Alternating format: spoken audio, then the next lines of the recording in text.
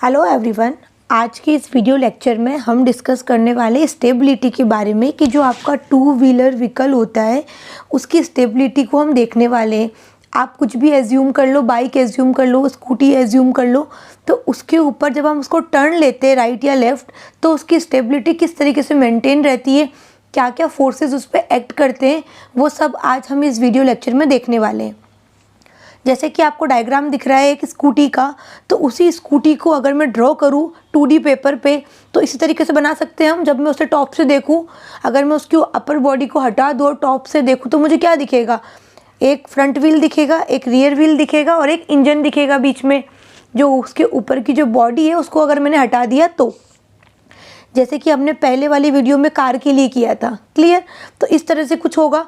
अब मान लिया कि इसको मैंने एक राइट टर्न दिया है, मतलब कि जो ब्राउन एरो क्या शो कर रहा है, राइट टर्न को शो कर रहा है, तो ये किसी ना किसी रेडियस ऑफ कर्वेचर के अबाउट क्या करेगा, टर्न करेगा राइट। तो मैंने मान लिया कि जो वो रेडियस ऑफ कर्वेचर है that is capital R, clear. Capital R radius of curvature है, उसके अबाउट इसने क्या किया है, राइट टर्न किया है, क्लियर। अब इसी स्कूटी को जब मैंने बोला है कि राइट टर्न कराया तो कुछ ना कुछ एंगल बनेगा, तो ये सेम स्कूटी को मैंने यहाँ पर मान लिया, क्लियर। अब मैंने इसको राइट टर्न करवाया तो अभी पोजीशन ये वाली है, उसके बाद पोजीशन क्या हो जाएगी, ये वाली, क्योंकि इसको मैंने क्या करा दिया, राइट टर्न करा दिया, क्लियर। तो कुछ ना कुछ एंगल फॉर्म होगा, डेट एंगल इज थीटा। हमें न्यूमेरिकल्स में ये निकालने को पूछा जाता है और इसे हम बोलते हैं angle of heel. Angle of heel इसका नाम है, बट होता क्या है, ये जो आपका वर्टिकल एक्सिस है उससे एंगल ये बताता है कि आपका जो स्कूटी है, जो आपका बाइक है, उसने कितना टर्न किया है, कितना एंगल उसने टर्न किया है, किस रेफरेंस से, इस वर्टिकल एक्सिस से। तो वो क्या होगा, आपका थीटा होगा, क्लियर। अब मैंने बोला कि जो हमारी स्कूटी है उसका जो सेंटर ऑफ ग्रेविटी वो मैंने मान लिया कि किसी एक पॉइंट पर एक्ट कर रहा है। तो जस्ट इस तरीके से कि ये एक पेन है, इसको अभी आप थोड़ी देर के लिए मान लो कि ये स्कूटी है, क्लियर। तो इसका सेंटर ऑफ ग्रेविटी मैंने मान लिया कि कहीं इस वाले पॉइंट पर है। तो इस पर्टिकुलर पॉइंट से जो ग्राउंड है, ये वाइट पेपर क्या हो गया, ग्राउंड हो गया, आपकी रोड हो गई, आपकी सड़क हो गई। तो यहाँ से लेके यहाँ तक की डिस्टेंस क्या होती है, स्मॉल एच होती है, जैसे कि हमने पहले भी बहुत बार पढ़ा है ये टॉपिक इस तरह से। तो यहाँ से लेके यहाँ तक की डिस्टेंस क्या हो गई, आपकी स्मॉल एच। और जिस पॉइंट पे आपने इस पूरी स्कूटी का विद द राइडर, जो भी इस स्कूटी को चला रहा है, उसके साथ आपने इसकी सेंटर ऑफ ग्रेविटी क्या मानी है, इस पर्टिकुलर पॉइंट पे एज्यूम कर लिए। तो सेंटर ऑफ ग्रेविटी की जो ये आपका फ्लोर है, इससे जो हाइट है उसको आपने बोला है स्मॉल एच। तो सेंटर ऑफ ग्रेविटी मान लिया मैंने कुछ इस जगह पर, इस पॉइंट पर है, क्लियर। और सेंटर ऑफ ग्रेविटी की ग्राउंड से हाइट कितनी है, अभी मैंने बताया स्मॉल एच। तो मैंने मान लिया कि ये मेरा ग्राउंड है और ये सेंटर ऑफ ग्रेविटी जो सी जी है, इसकी जो हाइट है वो डिस्टेंस कितनी है, स्मॉल एच। आ गई बात समझ में। ये पॉइंट क्या शो कर रहा है, सी जी, सेंटर ऑफ ग्रेविटी, क्लियर। अब आप यहाँ पे देखो, ये हमारी एक्सिस ऑफ प्रिसीजन है, जैसे कि हमने पहले भी पढ़ा था। तो ये हमारी एक्सिस ऑफ प्रिसीजन है, इसकी एंगुलर वेलोसिटी होगी कुछ ना कुछ, डेट इज ओमेगा पी। और ये क्या हो गया, आपका कोई हॉरिजॉन्टल एक्सिस है। अभी मैं आपको पूरा एक्सप्लेन करूँगी। अब आप यहाँ पे देखो कि जो आपने सेंटर ऑफ ग्रेविटी माना है यहाँ पर, इसका मतलब क्या हो गया, जो भी पूरा वेट हमने माना है इस पॉइंट के अबाउट कंसंट्रेटेड है, क्लियर। और वेट कहाँ एक्ट करता है, डाउनवर्ड डायरेक्शन में एक्ट करता है। तो मैंने मान लिया कि ये जो वेट है वो कुछ इस तरीके से नीचे की तरफ एक्ट कर रहा है, डेट इज़ डब्ल्यू, क्लियर। इतना समझ में आ गया। अब जब आपने इसको राइट टर्न किया था, मैंने बोला था कि ये हमारी स्कूटी है, आपने स्कूटी को राइट टर्न किया तो इस तरीके से हुआ, ये स्कूटी है, इसको आपने राइट टर्न किया, थीटा एंगल इतना बनाया। तो जब आपने इसको राइट टर्न करवाया तो जो एक्टिव जायरोस्कोपिक कपल था वो क्या होगा, इस डायरेक्शन में फॉर्म होगा। ये क्या है आपका एक्टिव जायरोस्कोपिक कपल। तो एक्शन का रिएक्शन होता ही है, तो एक्शन जो एक्टिव जायरोस्कोपिक कपल है उसका रिएक्टिव का होगा, इस डायरेक्शन में होगा। तो ये क्या है, हमारा रिएक्टिव जायरोस्कोपिक कपल, क्लियर। समझ में आ गई इतनी सी बात। तो रिएक्टिव जायरोस्कोपिक कपल क्या कर रहा है, आपकी स्कूटी ने राइट टर्न किया, मतलब आपकी जो स्कूटी यहाँ पे थी वो इस तरीके से आना चाह रही है, लेकिन रिएक्टिव जायरोस्कोपिक कपल क्या कर रहा है, उसको इस तरह से मतलब आउटवर्ड डायरेक्शन में लग रहा है। आ गई बात समझ में, यहाँ तक समझ में आ गया बात। अब आगे देखो क्या होता है, ये वेट W नीचे की तरफ मैंने बता दिया था, ये डिस्टेंस h क्या है सेंटर ऑफ ग्रेविटी की ग्राउंड से। अब ये हम 2D में डायग्राम बना रहे हैं तो इस तरीके से बनेगा। 3D में किस तरीके से आप समझ सकते हो मैंने आपको बता दिया अभी कि ये आपकी स्कूटी है। कहीं पे भी आपने किसी भी एक पॉइंट पे मान लिया कि इस पर्टिकुलर पॉइंट पे आपका पूरा का पूरा वेट कंसंट्रेटेड है, तो उस पर्टिकुलर पॉइंट की जो ग्राउंड से डिस्टेंस होगी डेट इज h। क्लियर? तो ये h मैंने यहाँ पर इस तरीके से शो किया है। अब देखो जो h है इसके भी दो कंपोनेंट होंगे, एक वर्टिकल कंपोनेंट होगा, एक हॉरिजॉन्टल कंपोनेंट होगा। किस तरीके से? देखो यहाँ पे देख लो, ये आपका h कुछ इस तरीके से लग रहा है। क्लियर? ये आपका वर्टिकल प्लेन, ये एंगल बन रहा है आपका थीटा। क्लियर? ये क्या है आपका, ये देखो ये h है। क्लियर? आ रही बात समझ में? तो ये अगर h है तो इस h के दो कंपोनेंट हो गए, एक तो आपका हो गया वर्टिकल ये वाला और एक आपका हो गया हॉरिजॉन्टल। तो जो वर्टिकल होगा जिसके साथ में थीटा है उसमें क्या होगा, कॉस आएगा। तो मतलब ये क्या हो गया आपका h कॉस थीटा, और ये वाला क्या होगा हॉरिजॉन्टल वाला h sine theta. I hope समझ में आ गई यहाँ तक बात। तो अब जो वर्टिकल कंपोनेंट है देखो, ये वाला आपका पॉइंट है सेंटर ऑफ ग्रेविटी का। क्लियर? तो यहाँ से लेके यहाँ तक की अगर मैं वर्टिकल हाइट पूछूँ आपसे कि कितनी होगी, मतलब कि मैं बात कर रही हूँ इस डिस्टेंस की, वर्टिकल कंपोनेंट तो ये क्या होगा आपका h कॉस थीटा। ठीक है, 4h कॉस थीटा। और आपका हॉरिजॉन्टल कंपोनेंट क्या हो गया, एक तो ये आपका वर्टिकल हो गया और एक ये आपका हॉरिजॉन्टल हो गया। क्लियर? इस तरीके से मान लो ये आपका हॉरिजॉन्टल, ये आपका वर्टिकल। तो जो वर्टिकल है वो क्या हो गया h कोस थीटा, और जो हॉरिजॉन्टल है वो क्या हो गया आपका h साइन थीटा। आगे बात समझ में? ये क्या चीज़ है, यहाँ से लेकर यहाँ तक की डिस्टेंस। क्लियर? अब देखो, हमने एक थ्योरम पढ़ी थी बचपन में मतलब कि बहुत सालों पहले आप सबने पढ़ी होगी कि अगर ये वाली एक्सिस है, ठीक है, और ये वाली एक्सिस है, इन दोनों के बीच में एंगल अगर थीटा है तो इन दोनों एक्सिस के परपेंडिकुलर के बीच में भी एंगल क्या होता है, सेम होता है, थीटा। तो जो ये वाली एक्सिस है इसका परपेंडिकुलर क्या हो गया, ये, और जो ये ब्राउन वाली एक्सिस है इसका परपेंडिकुलर क्या हो गया, ये ब्राउन वाला। कुछ एज्यूम कर लो, कुछ इस तरीके से बनेगा परपेंडिकुलर। तो मैंने इसी डायग्राम को यहाँ पर शिफ्ट कर दिया। क्लियर? ये क्यों किया है मैंने, क्योंकि जो देखो पहले यहाँ पे समझ लो एक बार कि ये एंगल कितना बनेगा, थीटा बनेगा। क्लियर? ये क्या हो गई आपकी, इसको बोल दो आप ओ एक्स एक्सिस और इसको बोल दो आप एक्स डैश। तो आपकी एक्सिस ऑफ स्पिन कौन सी है, ये वाली एक्सिस है। क्लियर? कौन सी है एक्सिस ऑफ स्पिन, आपकी ये वाली एक्सिस है। और उसकी जो एंगुलर वेलोसिटी होगी वो कितनी है, ओमेगा। हम हमेशा से ओमेगा मानते आए तो मैंने यहाँ पे ओमेगा लिख दिया।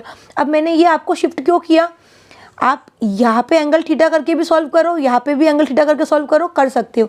लेकिन यहाँ पे एंगल थीटा है और जो हमारी एक्सिस ऑफ स्पिन होती है उसके परपेंडिकुलर में होती है आपकी एक्सिस ऑफ प्रिसीजन। तो एक्सिस ऑफ स्पिन आपकी अभी कौन सी है, ये वाली, और एक्सिस ऑफ प्रिसीजन कौन सी है आपकी, ये वाली। तो मुझे एक्सिस ऑफ स्पिन को कुछ भी करके क्या करना है, उसके परपेंडिकुलर में लाना है इस वाली एक्सिस के, जो कि एक्सिस ऑफ प्रिसीजन है। क्लियर? तो मैं क्या करूँगी, मैं इसके भी कंपोनेंट्स ले लूँगी, जो ओमेगा है उसके भी कंपोनेंट्स ले लूँगी। अब देखो किस तरीके से, ये आपका इस तरीके से मान लो कि ओमेगा है। क्लियर? तो इसके दो कंपोनेंट हो गए, एक आपका हॉरिजॉन्टल, एक आपका वर्टिकल। क्लियर? जो हॉरिजॉन्टल कंपोनेंट है उसके साथ में क्या बन रहा है, थीटा एंगल बन रहा है। देखो थीटा, तो ये क्या हो गया हॉरिजॉन्टल में omega cos theta, omega cos theta, और वर्टिकल में क्या हो जाएगा ओमेगा साइन थीटा। आ रही बात समझ में? तो इसी डायग्राम में आप चेंज कर लो, जो ये वाला ओ एक्स हो गया है उसको आप क्या लिख सकते हो, ओमेगा कॉस थीटा। आ गई बात समझ में? वर्टिकल शो करने की रिक्वायरमेंट नहीं है, क्योंकि हमें जो हमारी प्रिसीजन एक्सिस है डेट इज दिस, जिसकी एंगुलर वेलोसिटी ओमेगा पी है, उसके परपेंडिकुलर में हमें चाहिए था, क्योंकि जो एक्सिस ऑफ स्पिन के परपेंडिकुलर में होती है आपकी एक्सिस ऑफ प्रिसीजन। ठीक है, इतना हमने जायरोस्कोप पढ़ लिया, तो ये तो आपको डे 1 से क्लियर होगा। अब हम निकालेंगे कि जायरोस्कोपिक कपल का क्या इफेक्ट होता है। उससे पहले आप एक चीज़ को क्लियर कर लो कि जो m है, स्मॉल m, वो है आपका स्कूटी, और जो स्कूटी चलाने वाला है उन दोनों का मास, जो कि kg के अंदर है। तो mass of the vehicle and its rider that is m। और बात करें w क्या हो गया आपका, weight of the vehicle with its rider, जो इसको चला रहा है उसके साथ में टोटल जो वेट है वो w है, जिसको मैंने w से शो किया है। क्लियर? h मैंने बता ही दिया आपको कि सेंटर ऑफ ग्रेविटी की फ्लोर से हाइट है।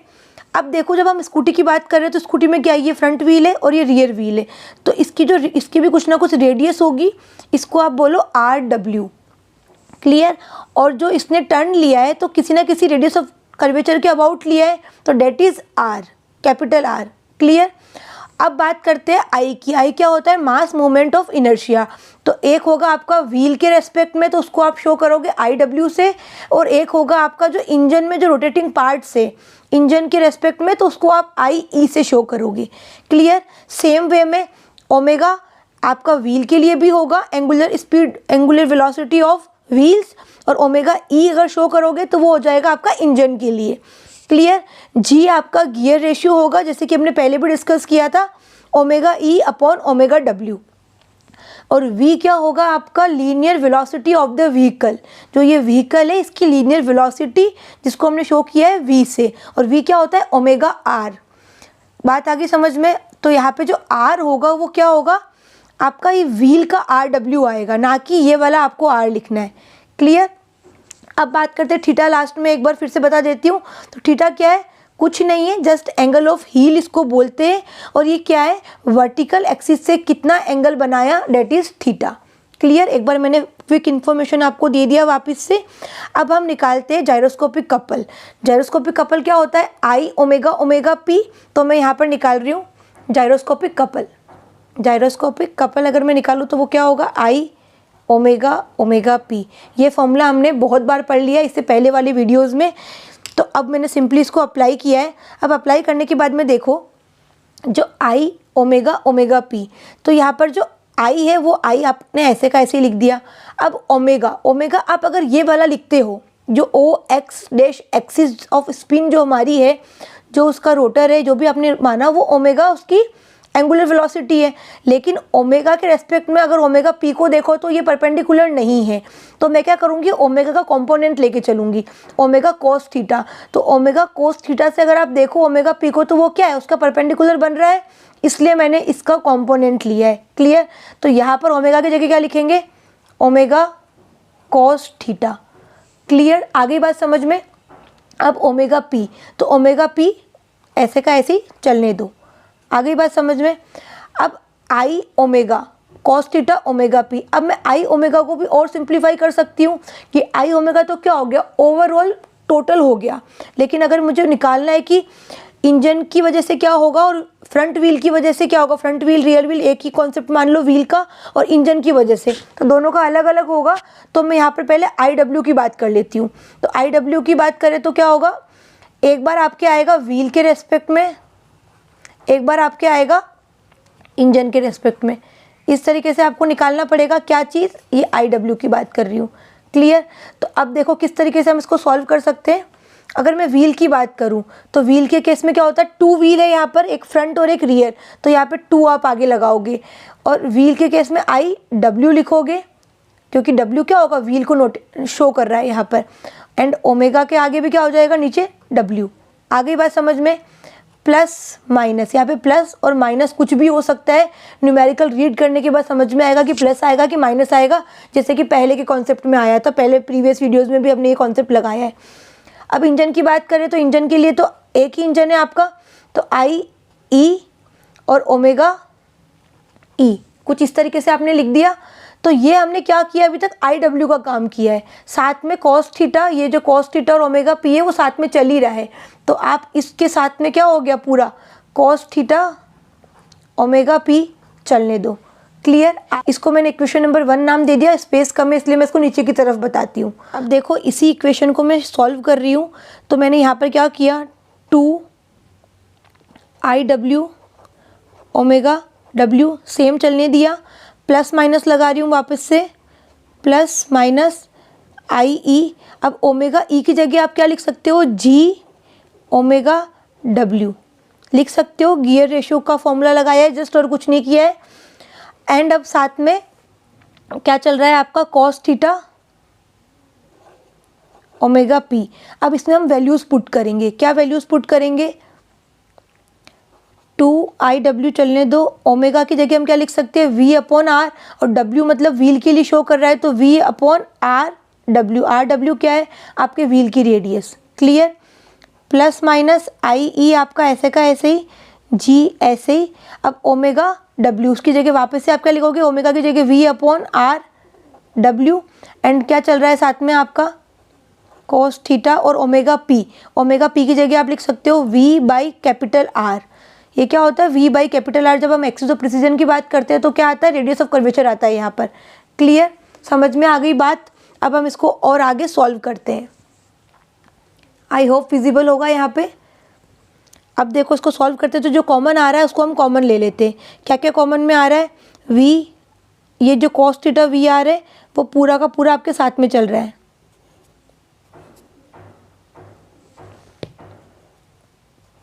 क्लियर। अब क्या क्या कॉमन में आया इसमें से, v upon R W, bracket में क्या बचा 2i w प्लस माइनस जी आई ई, यही बचा और कुछ भी नहीं है। और cos थीटा और v बाई आर आपका ऐसे ही चलने दो। क्लियर। अब इसमें आपने क्या किया, सब कुछ वैल्यू पुट कर दी है। अब आप चाहो तो ये v बाई आर को भी आप आगे की तरफ लेके आ जाओ और सिंप्लीफाई कर दो, तो v और v क्या हो जाएगा, v स्क्वायर आर डब्ल्यू ऐसे का ऐसे ही, और ये वाला r आप यहाँ पे लिख दो। क्लियर। एंड ब्रैकेट में 2i दिख रहा है, 2iw प्लस माइनस जी आई ई, और ये कॉस थीटा आपका चल ही रहा है। तो ये क्या निकल के आ गया आपके पास में, जायरोस्कोपिक इफेक्ट, मतलब जायरोस्कोपिक कपल हमने निकाला है। जीसी की वैल्यू निकाली है तो ये क्या निकाला है मैंने, जायरोस्कोपिक कपल। क्लियर। तो आई होप यहाँ तक आपको समझ में आ गया होगा। इसको आप इक्वेशन नंबर 2 नाम दे दो क्योंकि इक्वेशन नंबर हम 1 ऑलरेडी दे चुके हैं। अब हम देखेंगे कि जो सेंट्रीफ्यूगल फोर्स है उसका क्या इफेक्ट होता है। मैंने आपको पहले भी बताया था कि कुछ इस तरीके से, अगर आपका ये एक स्टोन है, इसको आपने थ्रेड से बांध दिया और इसको आप गोल गोल घुमाओ, मतलब आप इस तरीके से इसको गोल गोल घुमाओ, यहाँ पे होगा कभी यहाँ पे होगा, तो एक बाहर की तरफ फोर्स एक्ट करेगा। उसको आपने बोला था सेंट्रीफ्यूगल फोर्स बताया था, और अंदर की तरफ जो खींच के रखता है उसको बोला था सेंट्रीपिटल फोर्स। तो अभी सेंट्रीपिटल फोर्स का काम नहीं है, लेकिन जो सेंट्रीफ्यूगल फोर्स एक्ट कर रहा है उसकी वजह से क्या इफेक्ट होगा वो हम देखते हैं। तो सेंट्रीफ्यूगल फोर्स क्या होगा, हमेशा सेंटर ऑफ ग्रेविटी से आउटवर्ड डायरेक्शन में एक्ट करेगा। मान लिया सेंटर ऑफ ग्रेविटी इसकी यहाँ पर है, मतलब कि ये सेंटर ऑफ ग्रेविटी यहाँ पर है, तो इससे क्या होगा, बाहर की तरफ ये फोर्स एक्ट करेगा, और इसको हम शो करेंगे FC से। आ रही बात समझ में। FC क्या है, कुछ भी नहीं, जस्ट सेंट्रीफ्यूगल फोर्स है जो व्हीकल को आउटवर्ड बाहर की तरफ खींचेगा, एक फोर्स लगाएगा, डेट इज FC। क्लियर। अब देखो, अब इस FC का क्या इफेक्ट होता है वो हमें देखना है। तो FC क्या होता है, जस्ट मैंने ये पहले भी आपको बताया था, FC होता है आपका mv स्क्वायर अपॉन में r, ये इसका फॉर्मूला होता है। तो FC की वजह से जो कपल एक्ट करेगा उस कपल को हम क्या बोल सकते हैं, यहाँ पे हम इस डेरिवेशन में हम बोलेंगे ओवरटर्निंग कपल। ओवरटर्निंग कपल क्यों बोल रहे हैं, क्योंकि ये बाहर की तरफ एक्ट कर रहा है, तो ये जो कपल लगेगा वो व्हीकल को ओवरटर्न कराने की कोशिश करेगा। क्लियर। तो इसको हमने क्या बोला, ओवरटर्निंग कपल, क्योंकि इसकी टेंडेंसी क्या होती है, व्हीकल को ओवरटर्न कराने की होती है। क्लियर। तो इसको मैंने बोला है ओवरटर्निंग कपल। कौन सा कपल है ये, ओवरटर्निंग कपल। किस वजह से लग रहा है, सेंट्रीफ्यूगल फोर्स की वजह से लग रहा है। इसको आप कुछ भी चीज़ से शो कर सकते हो, मैं यहाँ पे C0 से शो कर देती हूँ। क्लियर। तो क्या होगा, FC इंटू H होता है। FC इंटू H मतलब कि FC और परपेंडिकुलर डिस्टेंस होती है, लेकिन यहाँ पर क्या हो गया, H ये वाला नहीं आएगा। इस फोर्स FC से परपेंडिकुलर डिस्टेंस क्या है, ये वाली है, that is H cos theta.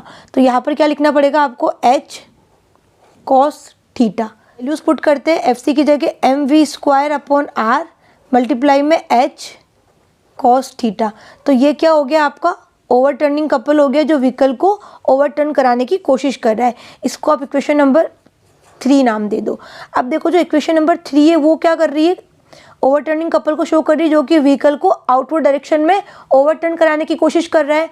और इससे पहले जो रिएक्टिव जायरोस्कोपिक कपल आपने देखा था, जो आपने GC निकाला था, जिसको हमने इक्वेशन नंबर 2 नाम दिया था अभी, वो भी क्या कर रहा है, इस डायरेक्शन में एक्ट कर रहा है, जो कि व्हीकल को ओवरटर्न कराने की कोशिश करेगा। तो इसको बैलेंस करने के लिए हमें कोई ना कोई कपल तो होना चाहिए जो इन कपल्स को बैलेंस करे। तो देखो एक इक्वेशन नंबर 2 निकली थी, एक इक्वेशन नंबर 3 निकली थी। ये दोनों क्या है, सेम डायरेक्शन में। देखो ये एंटी क्लॉकवाइज डायरेक्शन में एक्ट कर रहा है, ये भी क्या करेगा, एंटी क्लॉकवाइज डायरेक्शन में एक्ट करेगा ये कपल। तो क्लॉकवाइज डायरेक्शन में कोई ना कोई कपल एक्ट करेगा, वो क्या करेगा, इनको बैलेंस करेगा। तो देखो फोर्स W जो एक्ट कर रहा है वो अगर कपल बनाएगा तो वो इस तरीके से बनाएगा, ठीक है। तो W और डिस्टेंस कौन सी आएगी, पर फोर्स और परपेंडिकुलर डिस्टेंस कितनी है, h साइन थीटा। ये फोर्स ये वाला जो कि नीचे की तरफ एक्ट कर रहा है, इस पर्टिकुलर पॉइंट के रेस्पेक्ट में हम देख रहे हैं, ठीक है। तो परपेंडिकुलर डिस्टेंस कितनी आ रही है, h साइन थीटा। तो ये क्या करेगा, इसको हम बोल सकते हैं बैलेंसिंग कपल, जो कि सिस्टम को बैलेंस करेगा। तो आपको करना क्या है, मैं यहाँ पे बैलेंसिंग कपल भी लिख देती हूँ एक बार के लिए। देखो बैलेंसिंग कपल, इसको आप शो कर दो, कोई भी CT से कर दो या किसी और चीज़ से कर दो, जो आपकी इच्छा हो।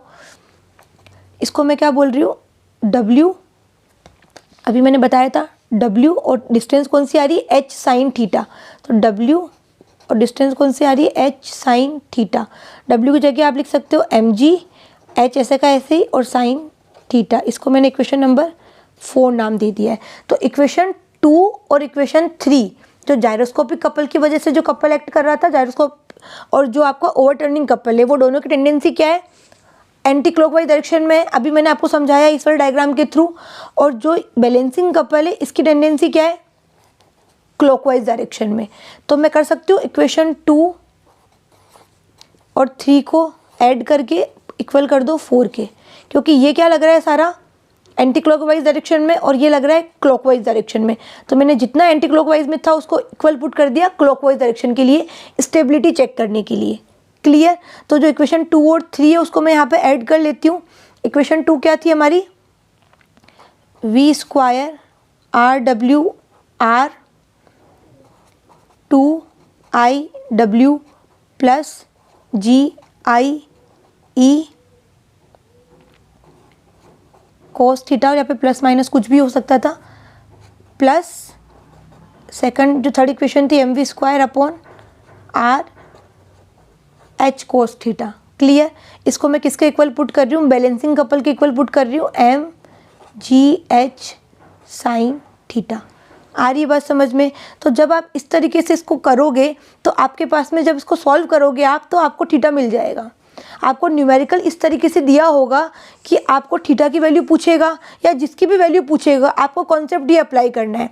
आपको एक बार निकालना है जायरोस्कोपिक कपल, एक बार निकालना है आपको ओवरटर्निंग कपल, और एक बार निकालना है आपको बैलेंसिंग कपल। और ओवरटर्निंग कपल और जायरोस्कोपिक कपल एंटी क्लॉकवाइज में डायरेक्शन में उनको ऐड कर लिया, तो ये क्या बन गया, एक तरीके से टोटल ओवरटर्निंग कपल, जो कि व्हीकल को ओवरटर्न कराने की कोशिश कर रहा है, और ये क्या है, उसको बैलेंस करने की कोशिश कर रहा है। तो इन दोनों को आपने इक्वल पुट कर दिया। तो इस तरीके से आप क्या निकाल लोगे, यहाँ पर थीटा निकाल लोगे। जो थीटा की वैल्यू आएगी यहाँ से, ये थीटा क्या होगा, जिससे कि आपका व्हीकल स्लिप ना करे, स्किड ना करे। तो व्हीकल डज नॉट स्किड, वो वैल्यू आपको यहाँ पर थीटा दे देगा, वो वैल्यू आपकी थीटा की यहाँ पर आपको मिल जाएगी। तो क्लियर। आई होप आपको डेरिवेशन समझ में आया होगा। न्यूमेरिकल में कॉन्सेप्ट यूज़ में आएगा, प्लस फॉर्मूलाज यूज़ में आएंगे। तो इसके जस्ट बाद में हम एक न्यूमेरिकल करेंगे, तो आपको और कॉन्सेप्ट क्या होगा, क्लियर हो जाएगा। तो आई होप आपको समझ में आ गया होगा। फिर भी कोई डाउट हो तो आप मुझे कमेंट सेक्शन में पूछ लेना, एंड अपने फ्रेंड्स के साथ इस वीडियो को प्लीज़ शेयर कर देना। Thank you so much.